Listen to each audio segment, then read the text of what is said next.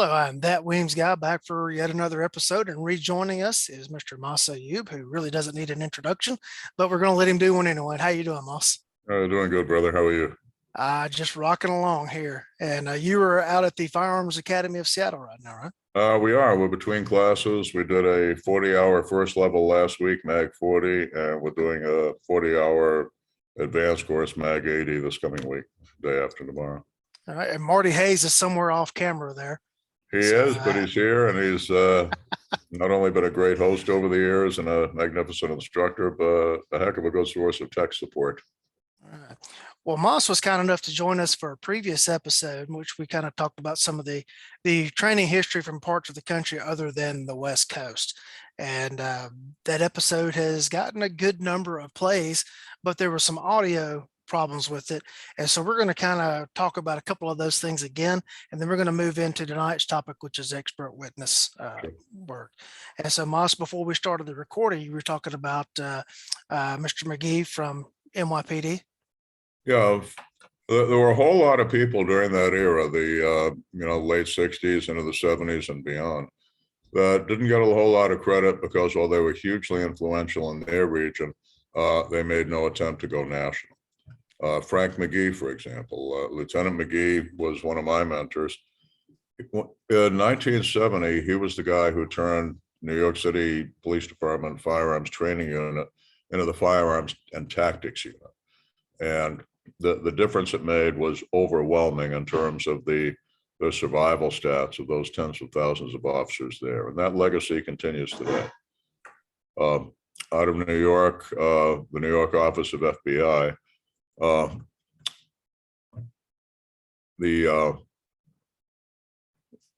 my mind just went blank.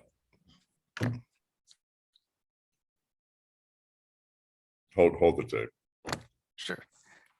Well, I know you also mentioned a guy from the Smith & Wesson Academy. Yes, Smith, and I'm trying like hell to Charlie Smith. My age is showing. Charlie established Smith & Wesson Academy, the first of the private firearms training and firearms instructor schools for police, and did an enormous job and was hugely influential in bringing modern training to the Northeastern United States, although they drew people from all over the country and all over the world. If you look in the heartland, Ohio, more than any other, seemed to spawn great officer survival instructors. You go back to Bill Gross, the ex-SWAT cop who for many years was lead firearms instructor at APATA, the Ohio Peace Officer Training Academy. You look from there and some of the great names of today, John Benner, Dave Spalding he did most of his time with Montgomery County Sheriffs in Dayton, Ohio. And before Dave at Montgomery County, Terry Campbell.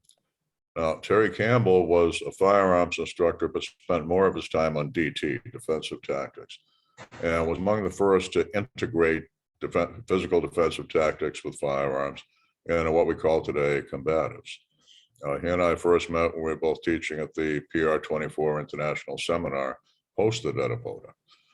Terry was the one guy I ever met who came up with an effective weapon retention technique for plainclothes officers wearing shoulder holsters. But you look down the list, you've got Chris Serino, you've got Keith Davis, Ken Hackathorn originated in Ohio, training both police and armed citizens, I believe in the Marietta area. Rick Miller, I don't think ever got the credit he deserved. He was doing what we now call IDPA, challenging realistic concealed carry courses before there was IDPA. Alliance Ohio PD, they probably alone among the high profile departments encouraged this type of training made available to private citizens through the department. And Alliance PD does that to this day. Some of the other areas that I think were leaders, certainly Illinois State Police. They were the first major agency in this country to go to the semi-automatic service pistol as standard issue. The Smith Model 39 in 1967 under Lewis Seaman, who was the head of ordnance for ISB. Even today, in retirement, still active, Dick Fairburn. Dick has done enormous research related to officer survival that is of extreme value And Dick does teach nationally at, in the old days at ASLET, American Society of Law Enforcement Trainers, and to this day at ILETA, International Law Enforcement Educators and Trainers Association. So we've had around the country a whole lot of folks who made a whole lot of contributions. In Michigan, Detroit Police Lieutenant Evan Marshall, he coined the term street survival in his column in Police Marksman magazine in the early 70s, before Caliber Press existed, and popularized the term. And again, his emphasis was much more on tactics than on gun selection or anything like that, even though he created a lot of controversy with his ammunition study. So there are a whole lot of folks out there who are unsung heroes of the officer survival movement, and whose research and training and really pioneering work has also greatly benefited the law-abiding armed citizen community.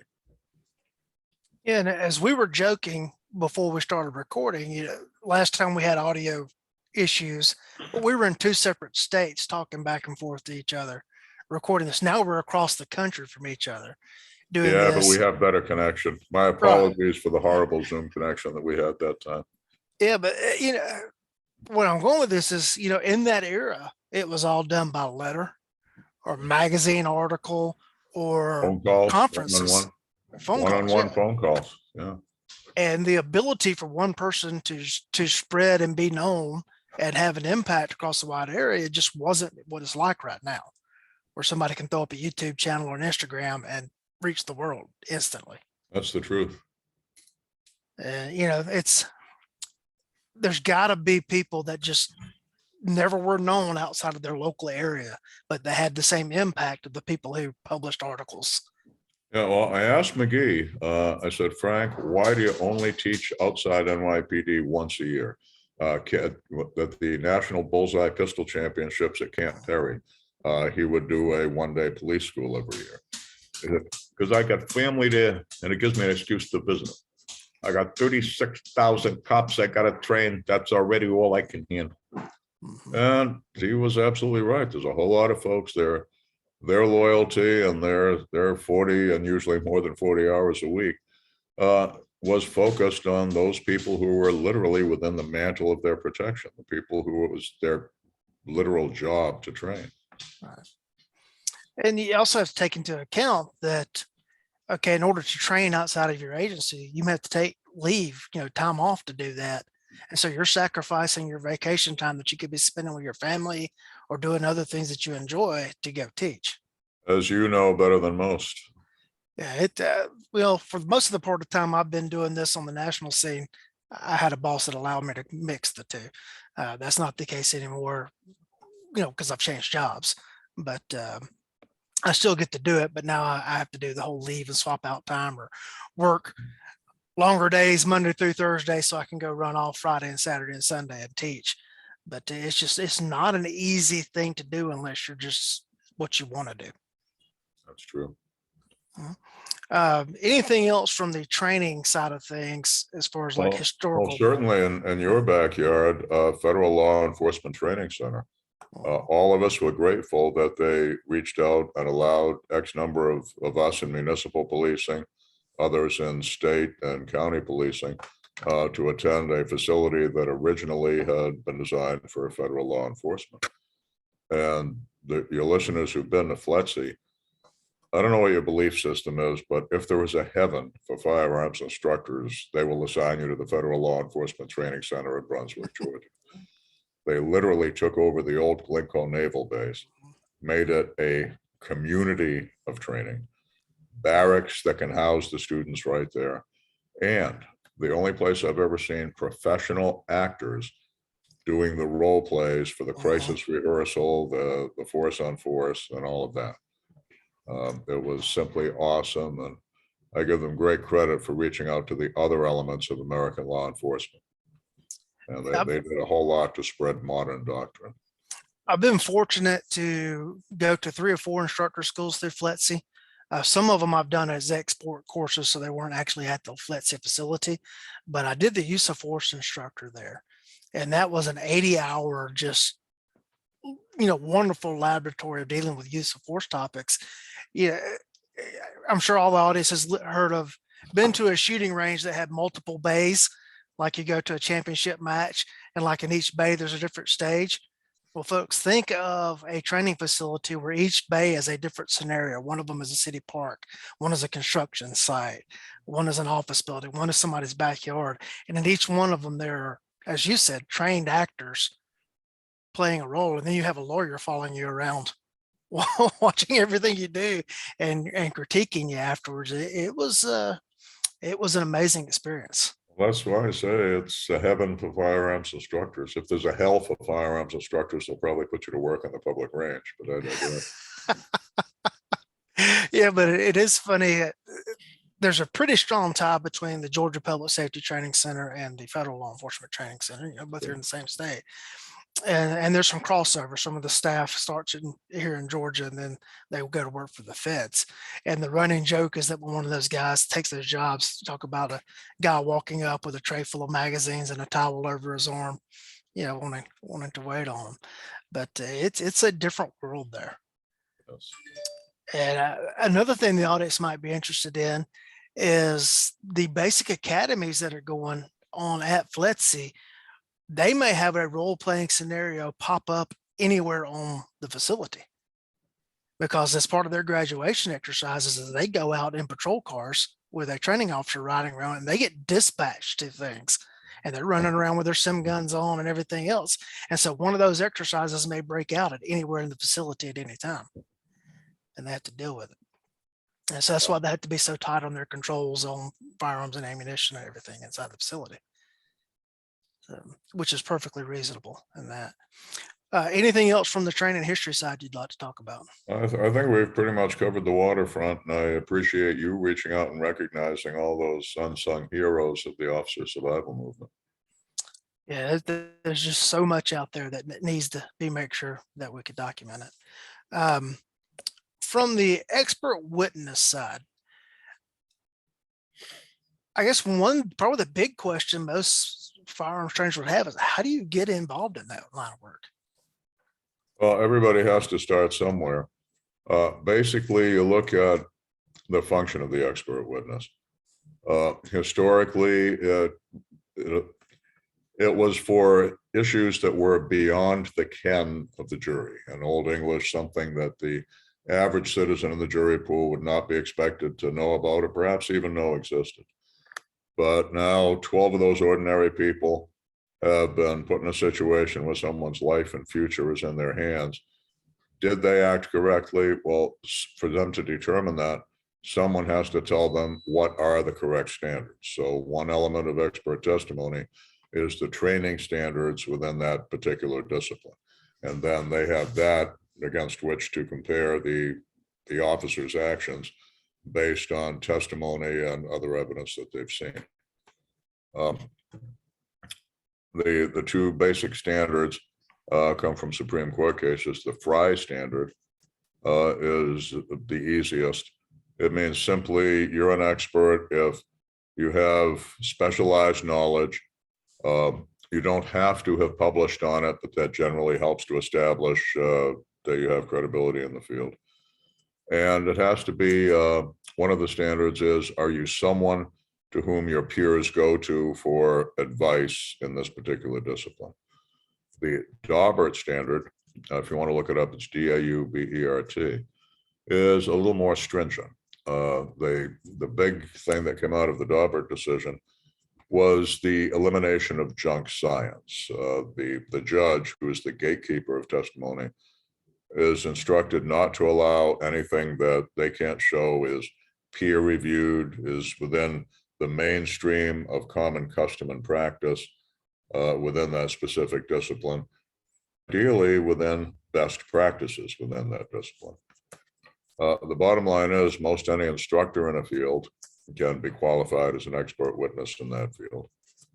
The big mistake people make, that lawyers make, is trying to, during the qualification hearing, saying, I want this witness to testify that my client's actions were reasonable.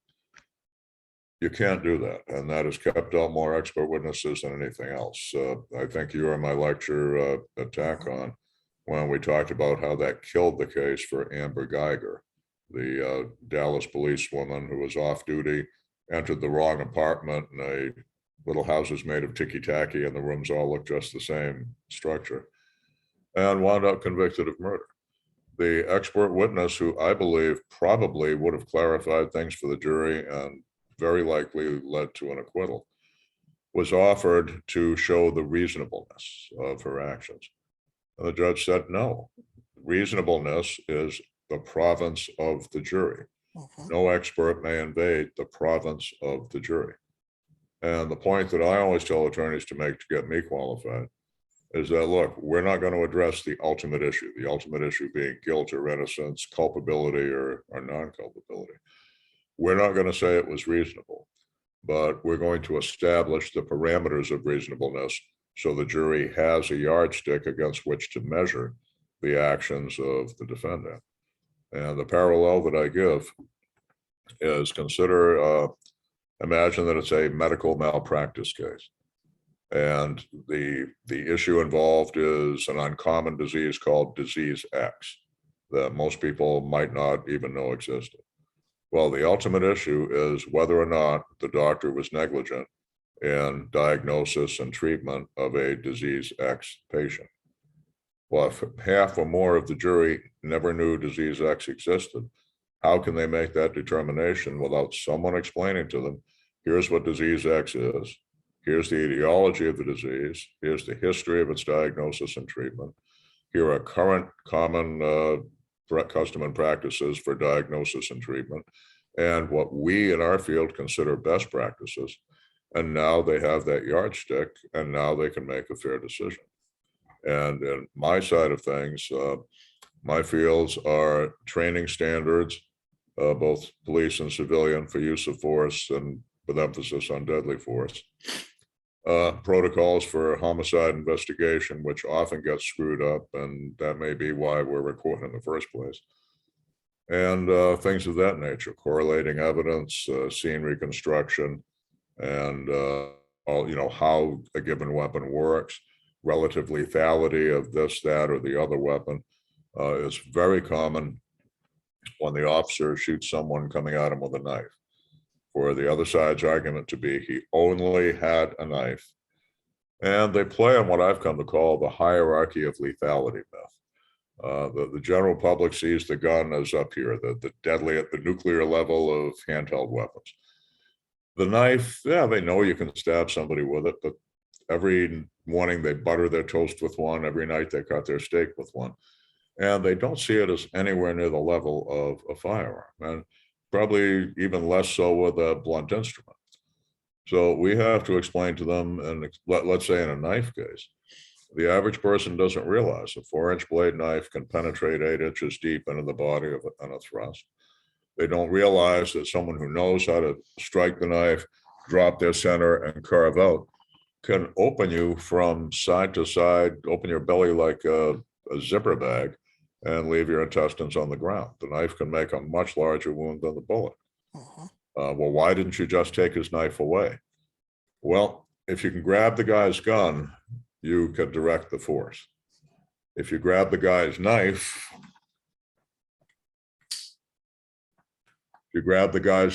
what's going to happen? He's going to slash back out, and those 4 little thumps are going to be your fingers falling on the floor.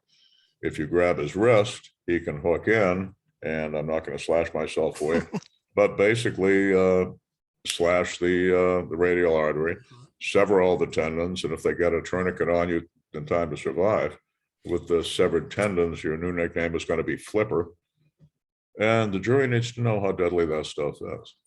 So on use of force side, those are some of the things that we're called to testify on. One of the differences between an expert witness and, say, just a lay witness was the expert witness may offer opinion. Correct. While the opinion can never be an invasion of the province of the jury. The opinion can't be he was right. The opinion can't be it was self-defense. It can't be he's not guilty. The opinions you would offer would be like things, how quickly could that man with a knife have reached you? How many times in a second might he have stabbed you? How quickly was that man that you thought was coming at you when you fired the shot? How quickly could he turn away as you're pulling the trigger and the shot enters behind lateral midline and you're seen as having shot him in the back? One very common thing we have to explain is disparity of force. You got a 100-pound female officer attacked by the 250-pound creature from the testosterone swamp who's trying to beat her brains out against the side of the patrol car, and she shoots him. We've seen just in this last year 2 high-profile, nationally televised cases where the attorney said, and one of them damn near screamed in open court, it can't be self-defense to shoot an unarmed man. And an appalling number of attorneys got through 3 years of law school without realizing that disparity of force has long since been recognized. That if the ostensibly unarmed attacker has greater size and strength, greater tactical advantage, for instance, you're seatbelted in the car where you can't roll with a punch, can't punch back with any force, and he's smashing you in the face through the open window. I would call that position of disadvantage. Force of numbers, very often male attacking female, because it's well established the male of our species tends to be larger, tends to be stronger, and also culturally has a greater dispositioning toward physical force and physical violence. You don't see a whole lot of females playing tackle football, for example. The disparity of force might be known or obviously recognizable high skill in unarmed combat. You've read this guy's rap sheet, you've arrested him twice, and you know that before he went bad, he was a second-degree black belt, and you're not. Or you saw him sidekick your partner who's the size of Marty Hayes through a plate glass window. Close enough, we're dealing with someone who has an unusually high level of skill in being able to harm people.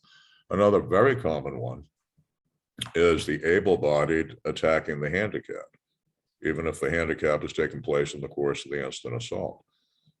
You started out in fine shape, physically equal, and he opened the ball by kicking you in the kneecap and breaking your patella. Okay, now you can't maneuver. Now it's much harder for you to slip a punch. It's going to be all you can do to stay on your feet. You can no longer physically defend yourself, get your body weight behind a punch, and you certainly can't kick. So you have that handicap element there, the able-bodied attacking the handicap. Basically, what disparity of force is saying is that within the totality of the circumstances that the courts demand us to assess, that his ability to harm with fists and feet is so great that it is seen at law as the equivalent of a deadly weapon, and it warrants your recourse to the per se deadly weapon, such as the service pistol, to save your life. But the average person has no clue. The average person in the jury pool has been acculturated to believe that the armed man shooting the unarmed man is a coward, is a criminal. It can't possibly be a fair fight. It can't possibly be self-defense. And that's the sort of thing that they bring in expert witnesses like Marty Hayes, myself, and many more of the people you know. And I know that you've been doing it recently, and let me publicly congratulate you. From what I hear, you've done a hell of a job. Well, I've done 2 expert witness cases, and one of the cases is still ongoing, so I can't discuss the issues involved there. I will say that the other expert witness case was much more mundane than some of the issues we've already discussed. The defendant in the case, off camera, racked the slide of the pistol to chamber around, but the audible sound of that was captured on the deputy's body camera. And one of the things that I was brought in to testify was, so it would be clear to the jury, was that was the defendant racking the slide on his pistol and not the deputy. Because how many times have jurors seen Hollywood's depiction of an officer hunting someone, and like just before the climactic fight, they chamber around. Oh yeah. And they're going sometimes 2 or 3 times in the same scene. And so I actually went, and that was one of the things they had me go into on the stand about how we knew that was not the deputy doing that, because the deputy under our policy would have been carrying with around in the chamber. That was the common practice. And then some of the other things I had to address was, how would the deputy know that sound and what it meant? Well, this particular deputy has graduated from not one, but two police academies and worked in a gun store prior to going into law enforcement. And I testified on all that. And he's also a firearms instructor. And coincidentally, he's got a 1207 time on the casino drill. Yeah. It's like, okay, this guy has heard the sound of a pistol being racked before, and he would instantly recognize. It's always a good sign when your defendant is more highly qualifiable on the topic than the other side's expert. Right. And yeah, that was, interesting things that came up in the court. And I'm sitting there thinking, like, why am I having to testify as to all these things that those of us in the industry would take it as a given? But the prosecutor was very concerned in making sure that the jury understand that the sound of that pistol being racked was from the defendant, and why the deputy would take that as a sign of danger. Yeah, one mistake experts make, we get so used to working with the people we've trained, the people who understand what we do, that we kind of take it for granted when we talk inside baseball kind of stuff that the listener is going to hear it. And we've got to remember that during voir dire, the jury selection process, opposing counsel is going to screen out all the people who understand these issues. That if it is an unmeritorious case, and we're not going to take a defense case unless the prosecution of the plaintiff does have an unmeritorious case, a bad case, the other side doesn't want people who know the truth. And that's why part of the defense is going to have to be to bring in people like you, me, and many of your listeners who can explain to the jury, first, here's what you need to know before you judge this. Here's how this thing works, and give them that framework against which to judge the facts and the testimony. Yeah, so far, both of the expert cases I have done have been in criminal court. One time I testified for the prosecution, one time I testified for the defense. I have yet to do anything in the civil side, which is a completely different ball game in a lot of aspects. Would you care to go into some of the differences between criminal court and civil court? Broader discovery in civil court, I think. I think you'll find generally more personality attacks. At least that's been my observation. Other than that, as far as the expert witness, the admissibility elements are pretty close. The big difference that you have in criminal court is that the defendant has the right to not take the witness stand.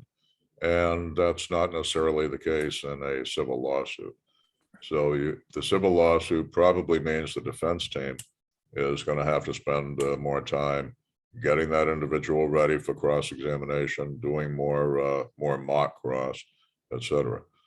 8 days ago, I was teaching at the Florida Association of Criminal Defense Lawyers annual seminar. And among the other speakers were Mark Richards and Corey Chirafisi, the two attorneys who defended Kyle Rittenhouse. And some of the inside stuff on that was fantastic. Among other things, they had done multiple mock juries. And the mock jury, the performance of the kid and the jury's very positive reaction to him was what convinced them to put him on the stand. And that is always wise, criminal or civil. The judge may tell, in a criminal case, the judge may tell the jury, look, you must draw no inference from the fact that the defendant did not take the stand. The judge's instructions will not overcome subconscious human nature. People think, well, if I was wrongfully accused, I'd be champing at the bit to get up on the soapbox and scream my story to the world. What's going on with this guy? With the honest defendant who used force in self-defense, it's not a whodunit. It's not going to come down to who shot this guy. It's an affirmative defense. We're stipulating, yeah, this guy shot him, but he was right to do it. And the legal arguments of burden of proof aside, real world jury psychology, that means you have to convince those jurors that they would have done the same thing. The key issue now is not who did what. The key issue is why did he do it? Who besides the defendant can fully explain that? The attorney can't. I think one of the reasons that Chauvin was convicted in the George Floyd incident was choice not to take the stand, or the defense's choice for him not to take the stand. Interestingly, when that statement was made outside the hearing of the jury, of course, the attorney said, "Your Honor, we've had very heated arguments over this, and the decision has been made that he will not take the stand." We never did find out which of them, Chauvin or his lawyer, wanted Chauvin on the stand. But when I watched that, I just turned away and walked out of the room watching it live feed, because I knew there was no chance at all that guy was going to be acquitted without the jury hearing what was going through his mind during that almost 10 minutes that he had his knee on George Floyd. That brings to mind a memory of a case in which the defendant requested a self-defense immunity hearing in a case here, but then did not take the stand at the self-defense immunity hearing. And the judge sat there and was like, if you're not going to get up at your own hearing and testify as to why you acted in self-defense, how can I rule in your favor? There's been no testimony offered as to what made this lawful self-defense. He just claimed and asked for the hearing and then didn't offer any evidence. Well, I think a big part of it in criminal court, and particularly with civilian self-defense shootings, they hire a criminal defense lawyer. I've spent a lot of time with criminal defense lawyers. I've talked to a whole lot of them who retired after 20, 30 years of practice and told me they never felt they'd ever defended a truly innocent Perry Mason type client.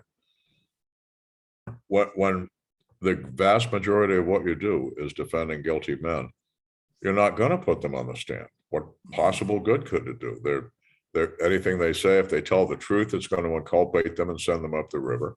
If they lie, it adds felony perjury to everything else. And if you're the attorney who put them on the stand, it leaves you open to the argument that you committed subornation of perjury and knew he was going to perjure himself, which, where I come from, is a class 4 felony in and of itself and will cost you your license to practice law.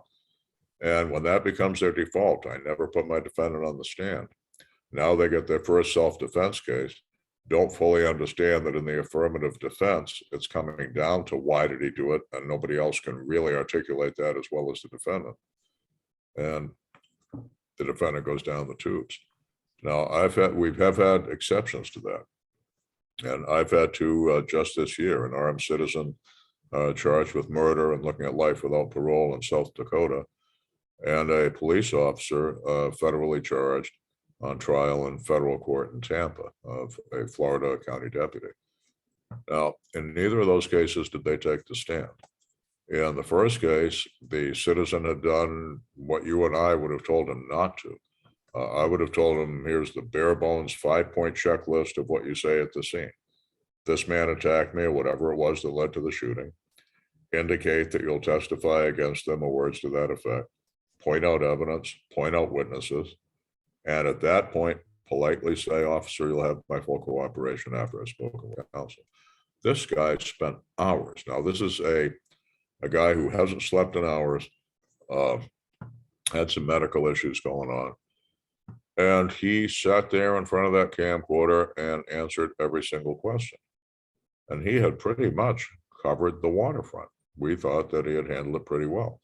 There was no point putting him, nothing to be gained by putting him on the stand to repeat it. And why subject him to what might be underhanded cross-examination? This, by the way, I knew both of the Zimmerman attorneys, Mark O'Mara and Don West. They had wanted to put Zimmerman on the stand. Zimmerman had desperately wanted to go on the stand. They chose not to, because you can find on YouTube the video of him doing the walkthrough with the police. That kid, he again did what we would have told him not to. He's answering all the detailed questions, which is where all the quicksand is and all the chances to make a mistake, and really made no mistakes. And that video, once the jury had been shown it by the prosecution, they had seen Zimmerman testify, and there was no point in putting him on. And the other case that I did, the police officer in federal court, this was his 4th time at bat. The shooting took place in 2016. He was cleared by his department. He was cleared by the Florida Department of Law Enforcement, which does not, I guarantee you, does not cover for dirty cops or bad cops. He was cleared by the state's attorney's office, the local prosecuting authority, and for good measure went in front of the grand jury, which returned a no true bill stating no crime had been committed by this officer. And then in 2019, a social justice warrior from the Department of Justice decides he's going to charge him federally. Now, we won both of those cases. And the reason was he had told his story 4 times over. It was in evidence.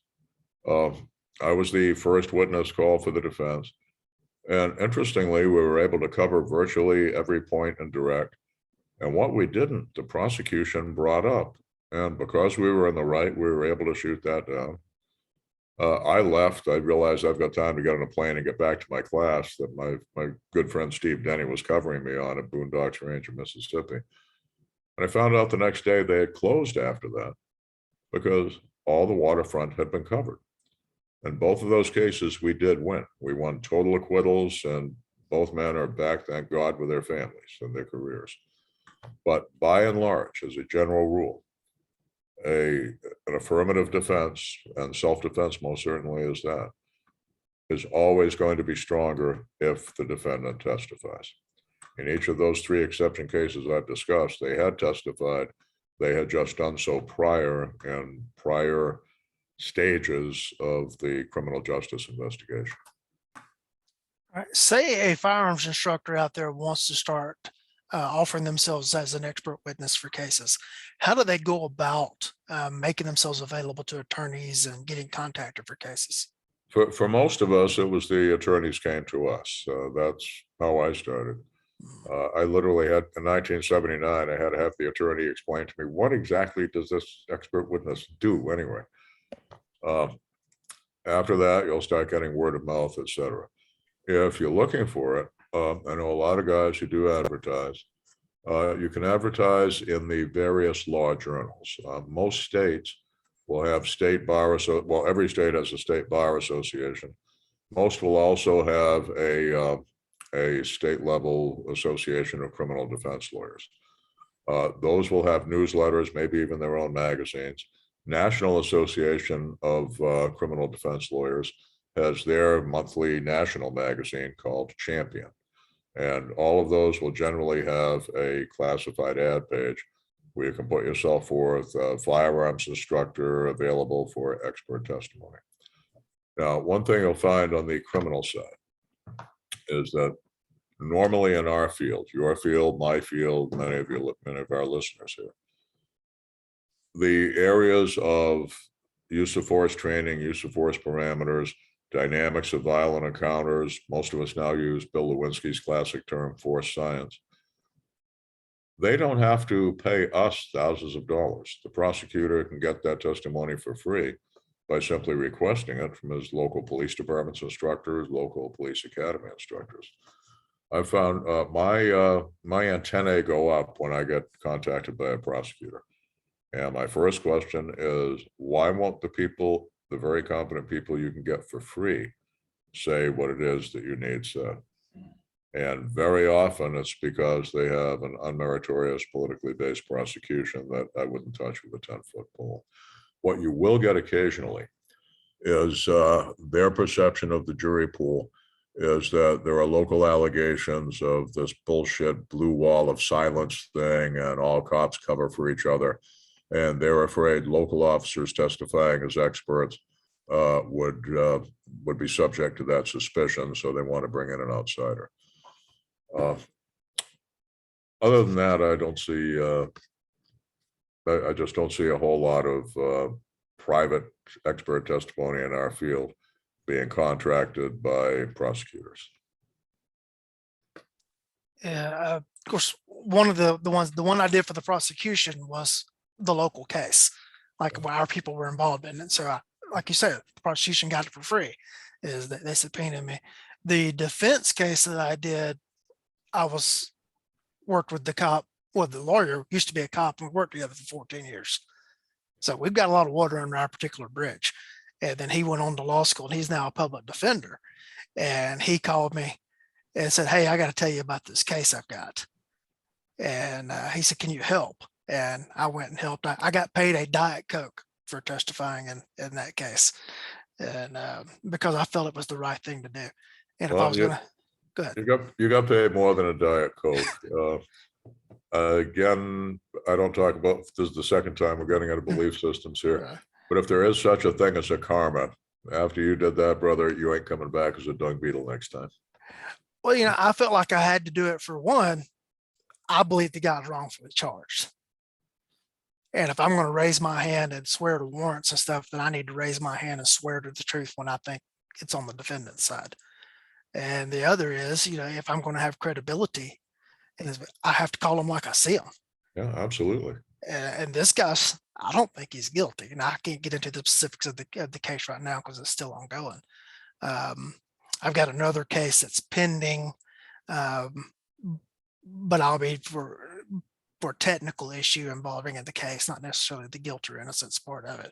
And then I've consulted with a couple of lawyers in some civil cases, but I haven't taken one of those yet.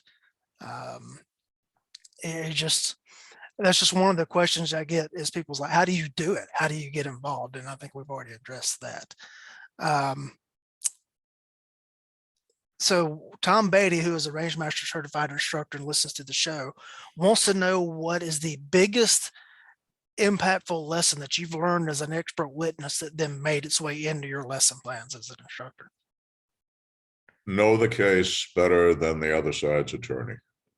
The only thing that's going to save you is truth. If you don't have the truth, you need to know the truth and its details better than opposing counsel does. And never take a case you're not totally comfortable with, that you don't think is on the side of the angels. First, any stretch of the truth that you did for a guilty client, everything you've said in the past is discoverable. One of the questions you're always asked is, give me a list of the cases that you've done. And in federal court, you have to submit a Rule 26 form, a listing of all the cases, and in fact, even depositions, any sworn testimony that you've done in the past 5 years. These guys will have their clerks and paralegals go over all that with a fine-tooth comb. And if they find you contradicting yourself, you're going to get humiliated in court and you'll tank the case. Now, if you've ever changed an opinion on something, fine, but before you get into court, publish somehow, somewhere, that X used to be my opinion, but I've changed my opinion to Y because of such and such, if that's something that might come up in court. The key thing to winning cases is case selection. If you know your stuff and you're utterly convinced this person is in the right, that means you're going to have the tools, the facts, the evidence to show they were in the right. And that's what's going to give you a way better win-loss ratio. I think what Tom's asking here is, what lessons are you taking from the courtroom to the classroom as far as what you're teaching your students? Well, a whole lot of it. What I teach is geared toward the civil liability side and all of that. I tell them that basically it's common sense, that there are times you can take off your self-defense coach hat, put on your life coach hat, and find yourself giving the exact same advice. And the advice here is act to the standard by which you know you'll be judged. And then ipso facto, you should not be found wanting in the judgment. Be absolutely certain that everything you're going to say is right. Now, if it turns out there were 10 issues in the case and your guy was right on 9 of them and wrong on 1, I call it amputating gangrenous tissue. Don't try to say, oh, he's fine in all 10 of them. Okay, because your insincerity, your bullshit, if you will, saying he was right when he was wrong, is going to contaminate the entire case. Like the example I give is, you're a doctor and some guy got his arm caught in a farm machine, and he comes in and he's got a simple fracture of the humerus, and you look at that and say, oh, piece of cake, a Boy Scout with a first aid merit badge could splint that. And ooh, there's some pretty badly splintered radius and ulna, but we've got great orthopedic surgeons here. But that hand is hamburger. Oh my God, I'm the world's greatest surgeon, I'm going to save everything. Well, you're not going to save necrotic tissue. The gangrene will set in, he'll lose the hand, it'll spread, he'll lose the limb, and ultimately you'll lose the patient.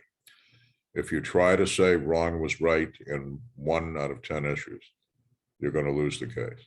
Just like that doctor treating the gangrenous patient would lose the patient. But I tell them, look, most of you are teachers. If I get a 90% on an exam, 9 out of 10 right, that's still a passing grade, right? In fact, in some disciplines, it's a damn good passing grade. But if I cheat on one answer, what's my grade? 0, flunk. And the same is true here. So if there's one thing the guy did wrong out of the 10 issues, yeah, this was wrong, I would have written him up for it if I was a supervisor, but it was not the salient thing here. It was not the proximate cause of the death in question. It's a sidetrack and it's irrelevant. And in that situation, the people who listen to you are going to be saying, okay, this guy can admit that so-and-so is wrong on one thing. That makes it a whole lot easier for me to believe that when he tells us he was right on the other 9 things, he's right. And me and my 11 new friends in this jury box probably never spent our whole life being 100% right either. So maybe this defendant's okay after all. But the bottom line, never lie, never exaggerate, never bullshit. Yeah, I want to circle back to the Rittenhouse case for a second, not necessarily the facts of the case, but I was struck as the trial was going on, the reaction of people on social media that were watching the trial in real time and that were sending out their Facebook messages and everything that will rot your mind.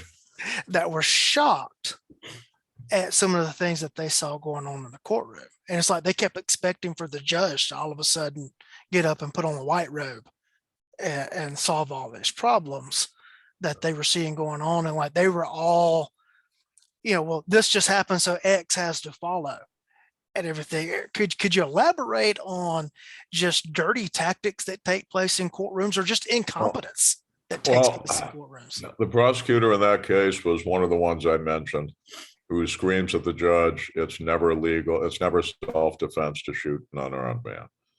Well, as we've explained, that's not true. And whether he said that out of ignorance or intentional deception, I will never know.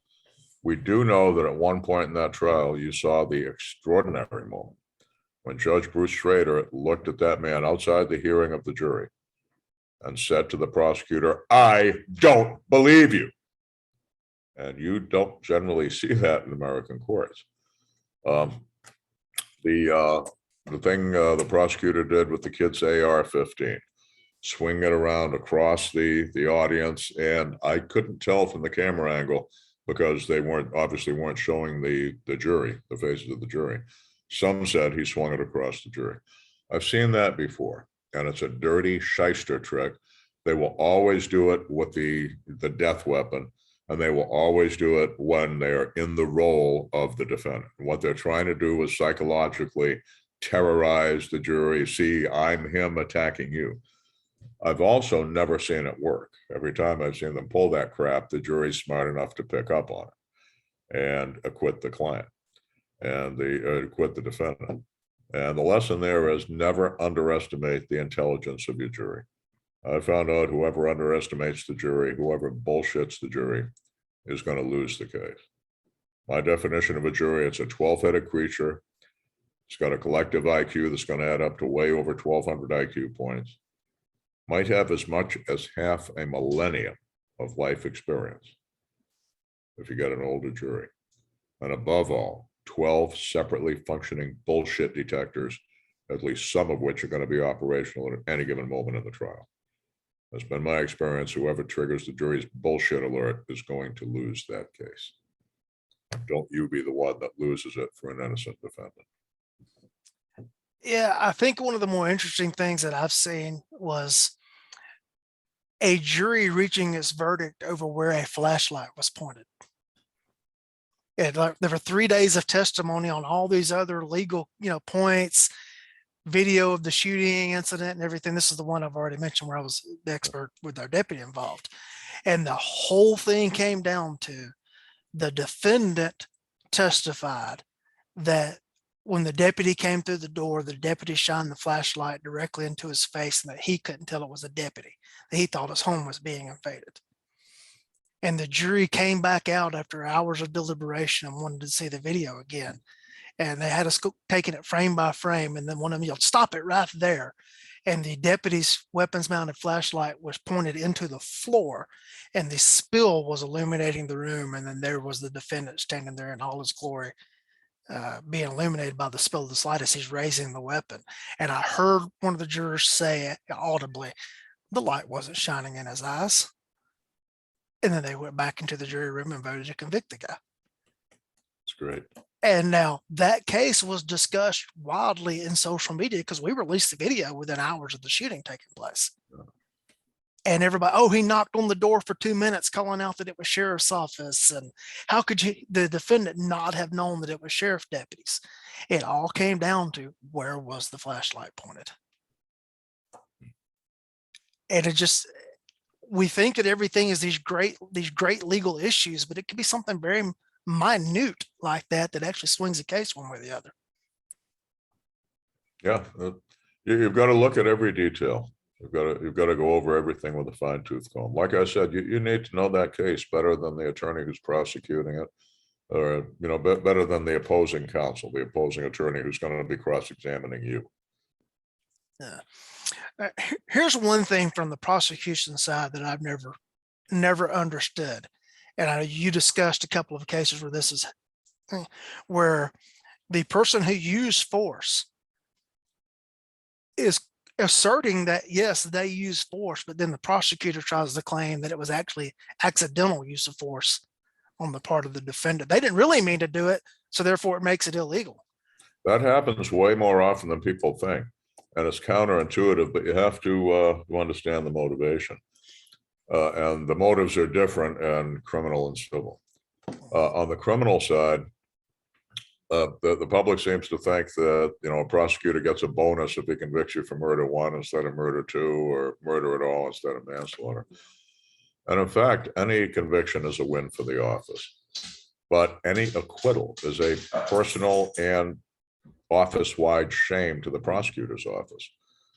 It's also not a good career move because generally the elected district attorney, state's attorney, whatever they call it in your jurisdiction, is the administrator and very seldom tries cases unless it's a very small office.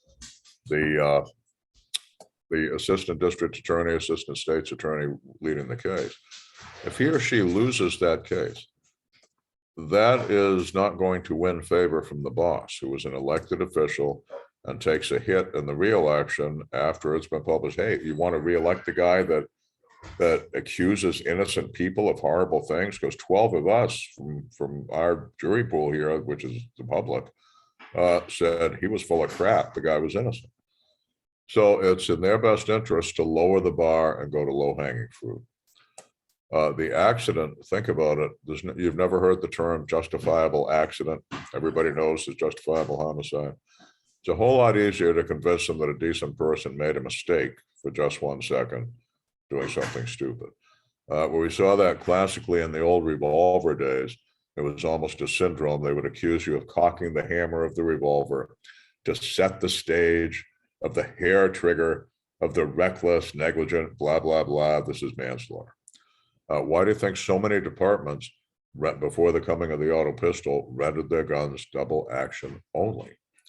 Not only because some of those things were happening with the cocked hammers, but also to avoid the false allegation that they were. And the gun enthusiast thinks, well, hell, shouldn't you be able to send it to the crime lab, check the primer indents and see whether it was the long drop of the single action or the shorter drop of the double? No, because of the blowback and the pressure during the shot.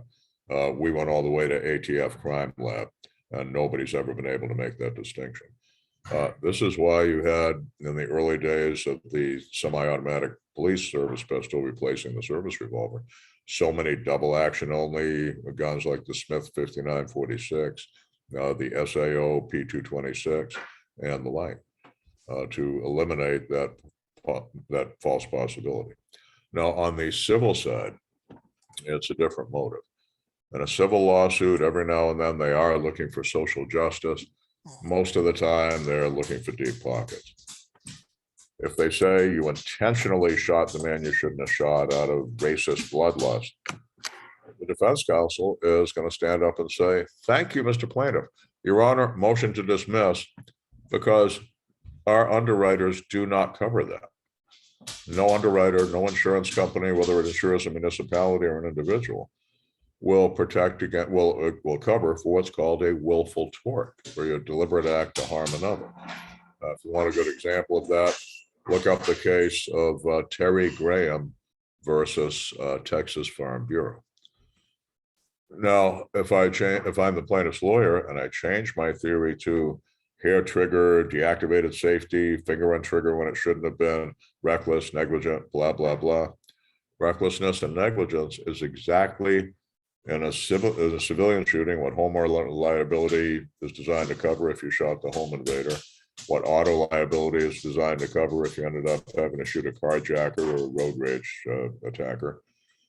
And it's what the municipal pool of self-insurers is, allowed to pay for. So that's why they'll literally fabricate and say that by accident, even when you did it deliberately. And that is a really good reason not to be putting less than 5.5 pound connectors in your Glocks, tricked out match target triggers in your AR-15s, deactivating grip safety on your optional 1911 or things of that nature.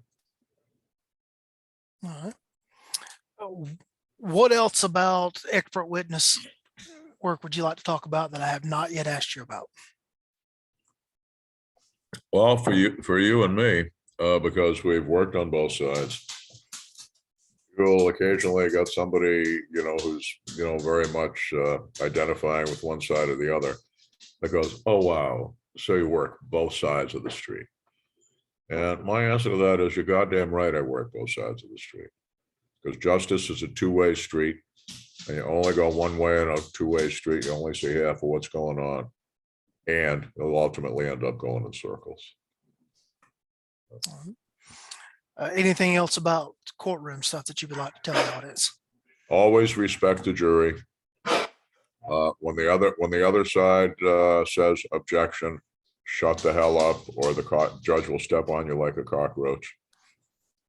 And basically, that's it. Take it serious. Don't go into a courtroom and pretend to be other than what you are. I've seen guys go in and suddenly try to talk like a professor when they don't normally. The only thing I'll change in voice when I'm in there is I'll speak a little bit slower at about this pace than I do now talking with you or with a class. And the reason is, here, anybody misses anything, they can play it back. By definition, they wouldn't have been watching this long if they weren't interested in the topic and they know the terminology. In court, you've got to remember, a whole lot of these jurors don't know from your topic. You are their first real education on it. If you talk too fast, it may go over their heads. They're taking notes, and perhaps more importantly, so is the court reporter. And if this thing goes downhill and they get an unmeritorious conviction on an innocent person you're speaking for, if they transcribe something wrong, we're screwed, because as a general rule, the appellate court will not review new evidence. They will review the written transcript of the prior trial. And if you talk so fast that, something became gibberish, it could be something in the critical area. I've seen this was so transcribed as this was not so, because someone was talking too fast. One of my favorites, the officer was armed with a Colt 45. That came out in the transcript as Cold Ford E5.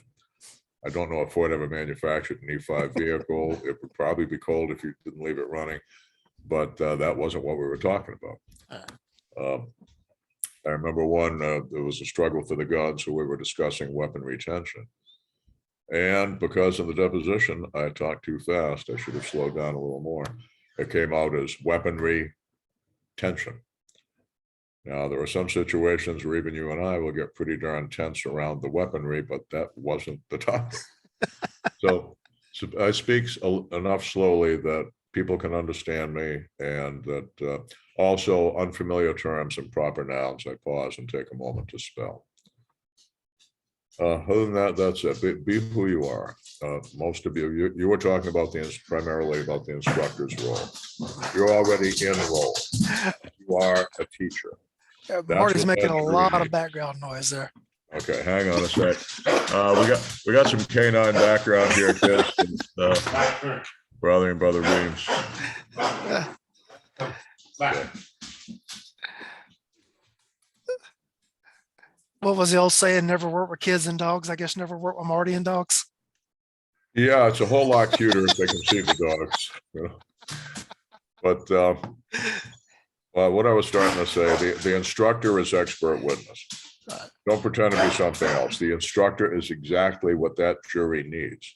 You are the one teaching them what they need to know about this stuff. Your skill in doing that is what makes you the ideal person to come in. You are the translator of an unfamiliar language. You are their guide through an unfamiliar topic. Teach them exactly the way you teach a police academy class or a class of armed citizens, bearing in mind that these are first day beginners in this particular topic. Just in general, from the legal system, are you seeing any new trends starting to sweep across the country? Yeah, what we've seen in the last decade, really, starting with the Zimmerman case, is the use of very high-powered PR professionals to create a trope of wrongdoing, to get images and statements to their powerful connections at CNN, the New York mainstream media, and all that. Your classic case where it really began, at least where it really surfaced, again, was Zimmerman. The evidence clearly showed, and was ultimately proven at trial, he was attacked by a young man who had gotten in a thug life and was getting his brains beaten out on a sidewalk when he fired the shot that he fired. But the family only knew our unarmed 17-year-old son has been killed. They hired attorney Benjamin Crump, who hired PR man Ryan Jewelison, and together they came up with this whole meme of that they took the picture of Trayvon Martin, who at 17 towered over Zimmerman, picture of him as a prepubescent 12-year-old. And that was the picture the world saw and still sees to this day of Trayvon Martin. Juxtaposed it with the ugliest image they could find of George Zimmerman, and created this meme of the sweet, innocent child skipping down the street with a box of Skittles when the evil racist gunned him down to satisfy his bloodlust. We've seen that again and again and again. We talked about the Rittenhouse case. Well, the Rittenhouse case was triggered beforehand by the shooting of Jacob Blake in Kenosha, Wisconsin. That's what had led to the protests that had turned into the riots that the kid was embroiled in when that chain of 4 shootings took place. Jacob Blake was painted at the beginning by the plaintiffs, led by Benjamin Crump and Ryan Jewelison, et cetera, as the ombudsman who was trying to break up a domestic disturbance and called the police, and the evil white racist police came and chased him and shot him in the back while he was unarmed. If you look at the cell phone video that they showed, it's clearly apparent from the very beginning, there was a knife in Jacob Blake's left hand. He was not the caller. Jacob Blake was the suspect they called about because he was going nuts. As the cops got on the way, they realized, ooh, there's a warrant out on this guy for sexual assault. They attempt to take him into custody. Doesn't work. He pulls the knife. They tase him. The taser doesn't work. Why do you think they were chasing him around the car with their guns out? And when at the front seat of the car, the officer is on his right, and he has the knife in his left hand, is starting to reach in and suddenly turns toward that officer. The officer shot him. Because of the angles, the bullets entered behind lateral midline. The knife was clearly visible. Jacob Blake later admitted, yes, he had a knife. Even after that part came out publicly, long later, weeks later, we still heard the attorney for the family say they shot an unarmed black man in the back. Now, you saw the power of those false accusations, and the big mistake that Kenosha made was they let that allegation go unchallenged. They did not do what you did at your smart department when you had a potentially controversial shooting. Get ahead of the narrative, show the truth immediately, call a press conference, say, here's what happened. play the dispatch tape, just, redact the name and address of the person, so nobody on the family of the deceased side is going to go after them for revenge. Here's the body cam, here's the dash cam, here are the diagrams. We will keep you apprised as the investigation continues, but here's what we know now. And in the communities that are doing what you did, Lee, in your department, we're not seeing those protests burning up into riots as they did in Kenosha. And you asked me, has anything changed? Yeah, I think that's the real big change there. That dirty pool shyster strategy that's caused in the end so much suffering, so much cost in buildings and jobs and in deaths and in injuries in this country. All right. Let's shift gears here for a second. Would you like to talk about your deadly force instructor class? I appreciate the excellent review you gave when you took it. Thank you. I did one of those earlier this year with Art Joslin, and that worked out great. We'll be doing another in November in Pittsburgh, Pennsylvania, and I'll be doing that either with Dr. Art Joslin or with Marty Hayes, whom you know. And Marty's been an expert witness for more than 30 years, and of course has a law degree. Either way, that lasts 5 days. We do go fairly heavy into the role of the instructor as material witness for the person they trained, who later got in trouble for doing what they were taught to do for defending themselves, and the expert witness function.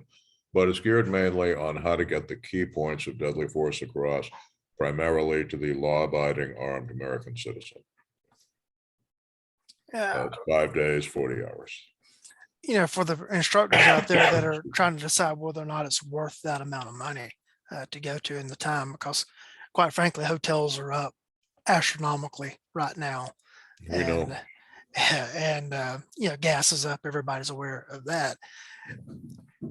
It puts you in, I think, in a different mindset to have that knowledge and to experience all of the things that come from the cases going to court, that you may look at your square range training differently. And I think people might want to format their training different. They're not going to understand that until they actually experience even the simulated errors of court. I may not have said that well. You got the point across. Yeah, I think too many people, they think that everything's going to be cut and dry, and that the cops are going to walk up and pat their student on the back and say good job, and that's the end of it. And that's just not the case. A good shoot is a good shoot. Right. Whenever I hear that, Lee, I want to tell them, yeah, next Easter a bunny's going to come to your house and bring you eggs too. Right. I just got off a case where the officer was cleared by his agency, the state's attorney's office, and the grand jury, and still went through a nightmarish ordeal that lasted half a decade from a shooting in 2016 that didn't finish until we got his acquittal in April of 2022. Okay. Tell me again how a good shoot is a good shoot. Yeah, I think that's one of the areas that has changed. It's certainly changed in the 23 years that I've been in the business or on the law enforcement side, is that early on, if the cops showed up and investigated and said, yeah, this is a good shoot, that was pretty well the end of it. And now that's just not the case. Social media gets involved so much, and it may force a prosecutor into taking a bad case to trial, in which there's less punishment for the prosecutor if they go to trial and lose than if they don't go to trial. Yep. I'm afraid that's true. Social media is, in that respect, a curse upon the justice system. And that's what I think where the world's changing. We had a change in prosecutor here, and it completely changed the landscape of cases in our jurisdiction. One other thing, we haven't talked recently in person. Are you aware that the Georgia State Supreme Court overturned the conviction of Tex McIver? Tex McIver was the lawyer that he claims accidentally shot his wife. They were in this is the guy with the Smith & Wesson 38 in the back seat or something. Okay, yeah. Well, that's how many years ago?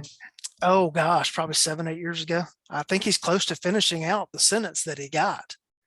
But they overturned his conviction on the murder charge but they upheld his conviction on the tampering with a witness charge or to influence a witness charge. So he still has to finish out the sentence for that, but the rest of it's going back for trial.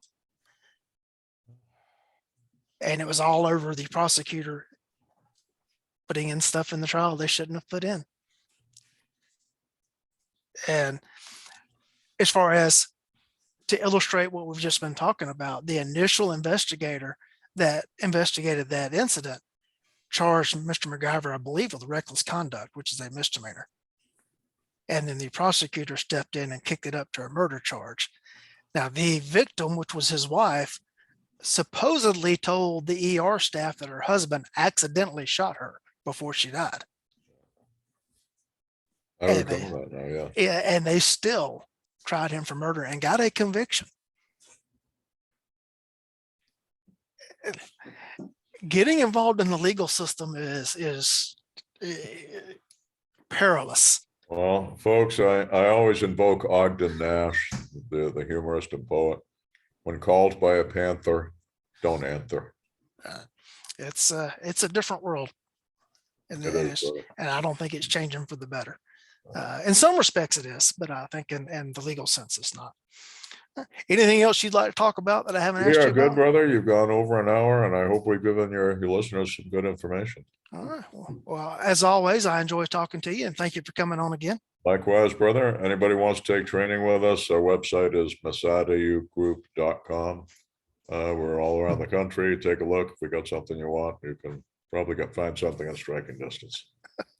There you go, because striking distance is good these days. Well, we're pretty much all over the place.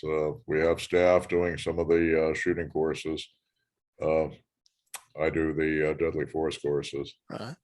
And it's a lot of travel, but heck, we Arabs are supposed to be a nomadic people, right? There you go. There you go. Well, thank you for your time, and to the audience, always, thank you for your time. Thanks for coming.